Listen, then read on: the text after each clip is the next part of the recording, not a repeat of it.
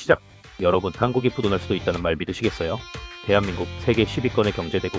그런데 만약 어느 날 갑자기 국제금융시장에서 한국의 신용등급이 강등됐다는 뉴스가 터진다며 달러 환율은 폭등하고 외국인 투자자들은 자금을 빼가기 시작하고 금리는 오르고, 이건 단순한 숫자 하나의 문제가 아닙니다.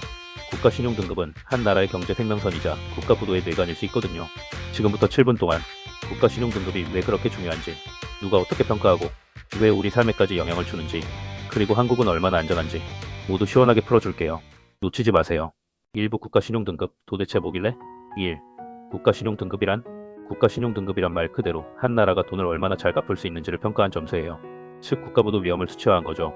이건 그냥 참고용이 아니라 실제로 채권 금리, 투자 유치, 환율, 금리까지 다 영향을 미쳐요.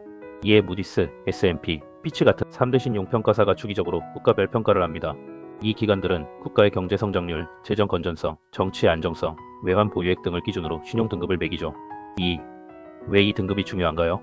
등급이 높으면 외국인 투자자들은 이 나라 믿을 만하네. 등급이 낮으면 투자자들이 위험해, 돈 못 갚을 수도 있어 라며 등을 돌려요. 이에 그리스는 2009년 신용등급이 강등되면서 국가부도 위기를 겪었고, 유럽 전체가 휘청거렸어요. 국가 신용등급은 단순한 지표가 아니라 전세계 자본의 방향을 바꾸는 기준입니다. 3. 국가 신용등급은 어떻게 매겨지나요? 주요 기준은 다음과 같아요.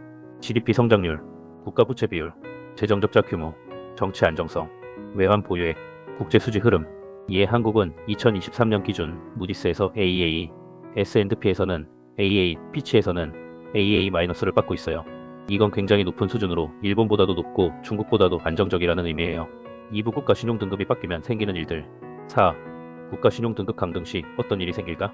신용등급이 하락하면 그 나라가 발행하는 국채금리는 오르고 달러 환율이 폭등하면서 외국 자본은 빠져나가요. 이에 1997년 IMF 외환위기 당시 한국은 신용등급이 단기간에 급강했고 CDS 프리미엄부도 보험료에 치솟았죠. 결과는 기업도산, 실업대란, 국민 세금으로의 구제금융, 즉 신용등급 강등은 곧 경제위기의 신호탄입니다. 5. 등급이 올라가면 어떤 효과가 있을까? 반대로 등급이 상승하면 외국인 투자 유입 증가, 국가 채권 금리 하락, 기업 대출 금리도 낮아지고 환율 안정, 국내 소비 여력도 증가. 이에 2015년 한국이 AAA 등급으로 상향되었을 때 한국 채권 시장에는 외국 자금이 대거 유입됐어요. 3부 신용등급과 우리의 일상은 연결되어 있다. 6. 나랑 무슨 상관이냐고요? 우리 월급이나 소비, 대출 이자와 무슨 상관이냐고요? 엄청 상관 있어요. 등급 하락, 원화가치 하락, 수입 물가 상승, 물가 폭등. 등급 하락, 은행 대출금리 상승, 주택담보대출 이자. 등급 하락, 외국인 자금 유출 증시 급락. 실제로 2011년 미국이 S&P에서 신용등급이 강등되자 전세계 증시가 동시에 하락했어요. 질문. 여러분은 혹시 최근 뉴스에서 CDS 프리미엄이나 신용등급 발표 일정 같은 단어 들어보신 적 있나요? 4부 한국의 현재 위치는 안전할까? 7. 대한민국의 신용등급은 괜찮을까? 앞서 말했듯 한국은 현재 3대 평가사 모두에서 AA급 이상의 높은 등급을 유지하고 있어요. 하지만 경고 요소도 있어요. 가계부채 세계 최고 수준, 고령화 복지 지출 증가, 지정학적 리스크 북한 관련, 수출 의존도 높음. 이 요인들이 미래 신용등급 강등 요인으로 작용할 수 있습니다. 8. CDS 프리미엄이란? CDS는 신용부도 수업의 약자로 쉽게 말하면 이 나라가 부도날 가능성에 대한 보험료예요. CDS 프리미엄이 높다, 이 나라가 부도날 위험이 높다라는 뜻이죠. 이에 한국의 CDS 프리미엄이 일본보다 높으면 글로벌 시장에서는 한국을 더 위험한 국가로 인식하는 겁니다. 5부 왜 국가 신용등급은 조작될 수 없을까? 후, 평가는 공정할까? 많은 분들이 이런 질문하세요. 아니 그 평가사들도 결국 사기업인데 신뢰할 수 있는 거야? 좋은 질문입니다. 3대 신용평가사는 각기 다른 기준을 가지고 있지만 평가 결과가 세계 금융기관과 연동되어 있어 함부로 조작하거나 왜곡하기 어렵습니다. 그리고 등급은 단순히 수치가 아니라 신용등급 전망까지 공개되어 향후 변화 가능성까지 예측할 수 있어요. 6부 국가 신용등급 우리는 어떻게 대비해야 할까? 10. 우리에게 필요한 대응 전략은? 재정 건전성 유지, 무리한 국가 채무 증가 방지, 성장 엔진 확보, 신성장 산업 육성, AI, 반도체, 친환경 등 정치적 안정, 급격한 정책 변화나 혼란 방지, 외환 보유국 관리, 수출입 균형, 무역 흑자 유지. 이 모든 것이 결국은 국가 신용등급을 지키기 위한 필수 조건이에요. 7부 신용등급 도대체 어떻게 나뉘는 걸까? 시청자 여러분, 지금까지 신용등급의 중요성과 영향력을 살펴봤죠. 그럼 이제 진짜 핵심으로 들어가 볼까요? 바로 신용등급은 구체적으로 어떻게 나뉘는가?입니다. 각 신용평가사마다 알파벳과 숫자의 조합으로 등급을 구분하는데요. 처음 보면 헷갈릴 수도 있어요. 하지만 여기서 한 번에 정리해드릴게요.